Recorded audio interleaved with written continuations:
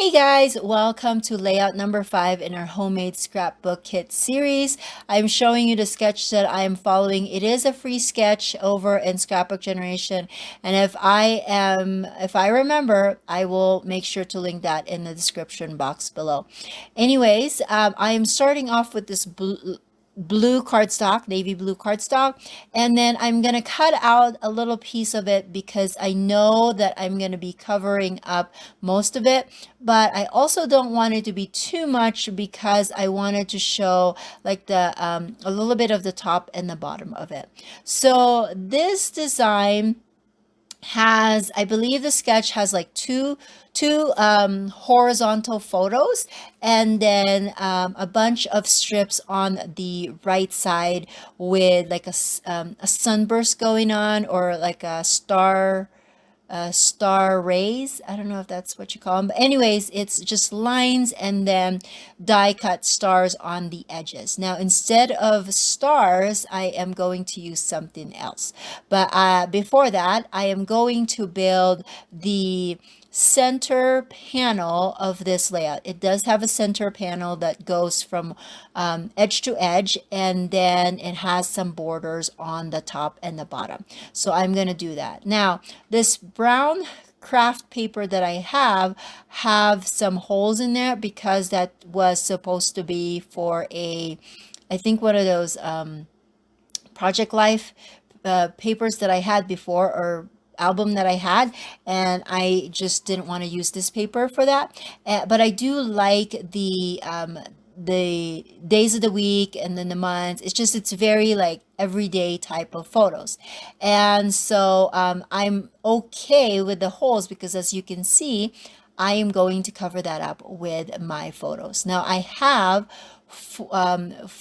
8 2x3 photos here, and because they're 2x3s, I'm able to add 8 of them in a layout where it's not going to be too bulky, and I do that with the Adobe Photoshop, and I have a tutorial on how I prep my pictures for scrapbook printing, and it does take a while, but I batch print my photos, and so if I have like a year's worth of photos done, then that's going to be a good amount for me to work for at least, well, I want to say at least 6 months, but nowadays it takes me longer to make a layout because of all of the other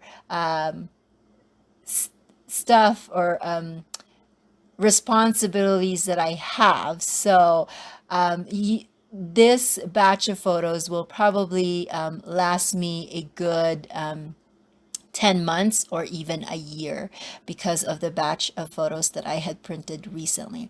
But anyways, so instead of the strips, because it was like skinnier strips, like half-inch strips with the stars on the edge, I am going to use these tags that I had cut out from the cut apart sheet that I pulled for this particular kit.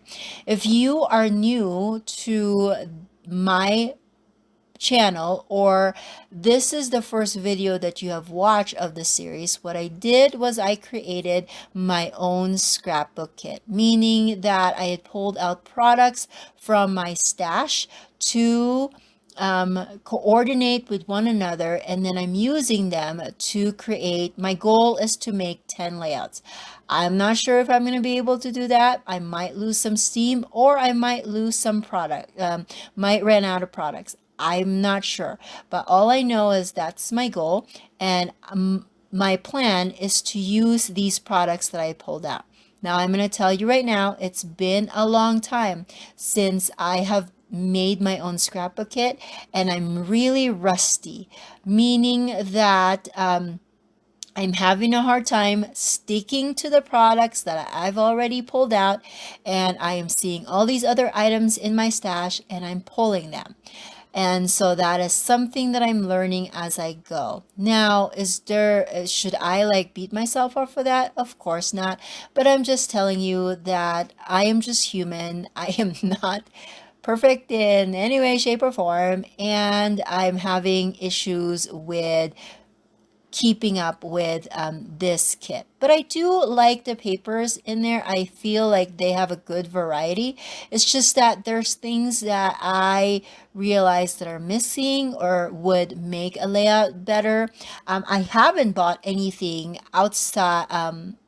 I haven't bought anything for this, for the layouts that I'm making though. So that's kind of a good thing, but it's just that I am dipping into the other areas of my scrapbook area to create this, the layouts that I'm showing you.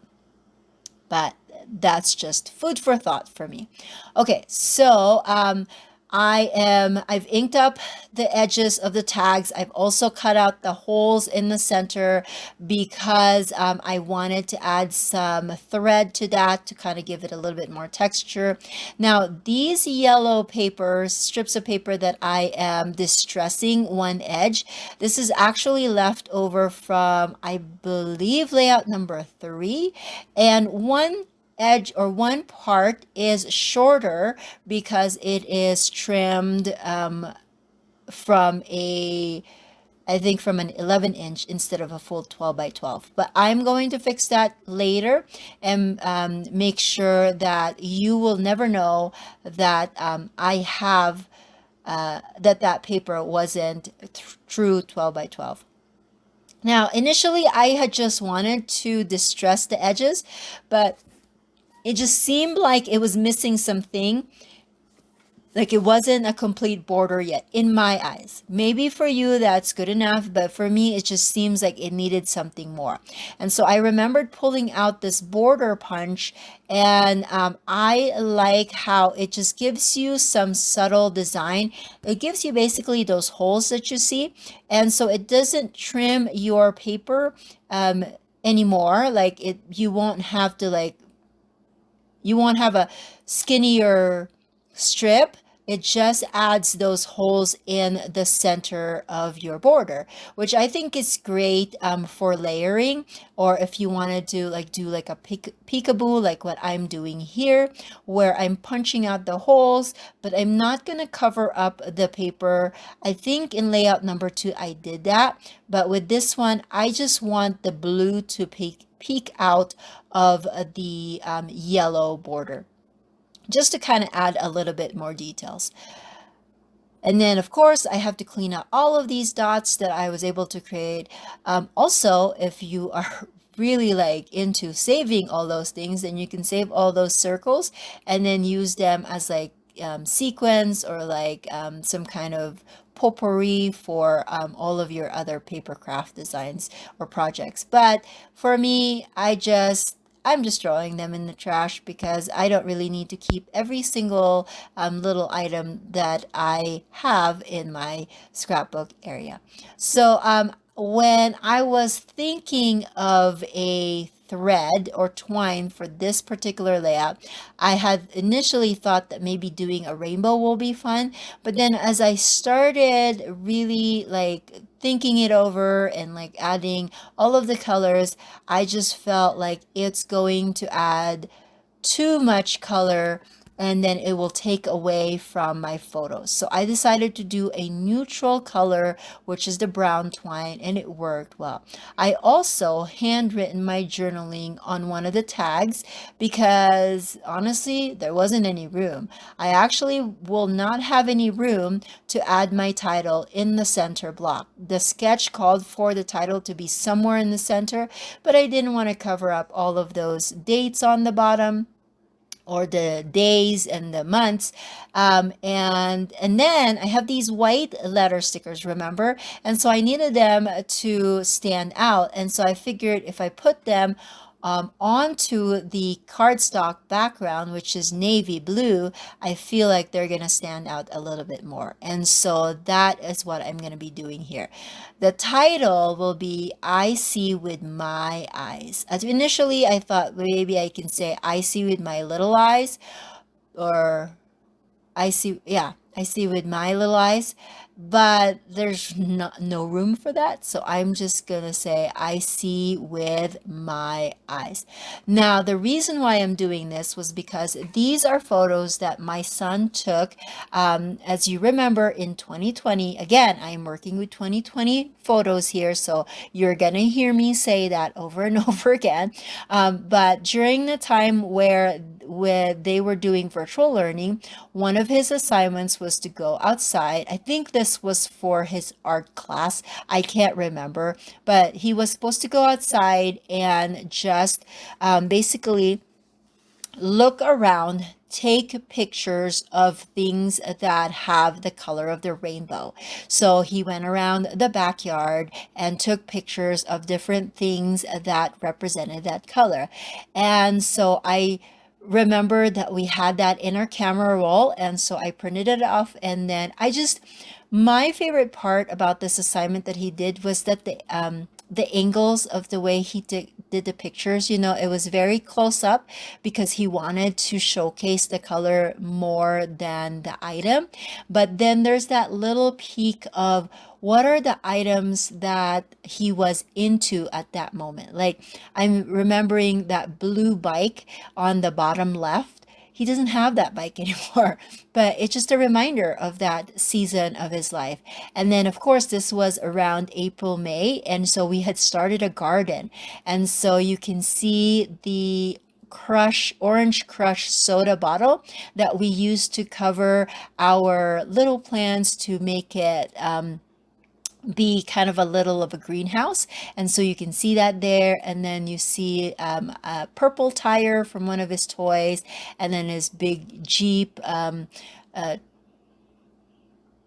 uh, toy there too. So I just like seeing all these pictures because it reminds me of that season of his life. And so I wanted to document that. So now that I have built my title, I wanted to just fill in the spaces. Remember that the bottom yellow border wasn't a complete 12 by 12. So I specifically split that in a space, and then I'm just covering up that open space with this a combination of sticker and also the flare. I did peel out the foam of the flare because I feel like it just makes it too thick, and I'm not a fan of very, very thick embellishments now because it just creates a big mess in my albums, meaning that there's just a lot of like bowing going around with my albums when I have too much thick elements on my layout. So I took out the foam, and then I just adhered the rest of that flare with some liquid adhesive. And then I'm just adding a few more details here and there. I will have some close-up shots of this layout. So if you're interested, that will be at the end. If you like this video, please consider giving it a thumbs up and subscribing. Also, if you have not hit that bell button, please do so, because that will allow YouTube to notify you when I post a new layout. I try to post once a week. I've been really good. I'm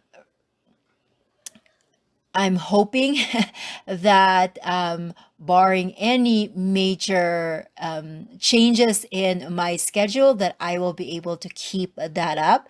But if not, we'll see. I don't want to promise something that I will eventually not do, but I have been able to do one layout a week, and it's usually posted on a Monday. So I'm hoping, crossing my fingers, knocking on wood, that everything can stay the same as it is. Anyways, thank you so much for watching, and I will catch you guys in the next video. Bye.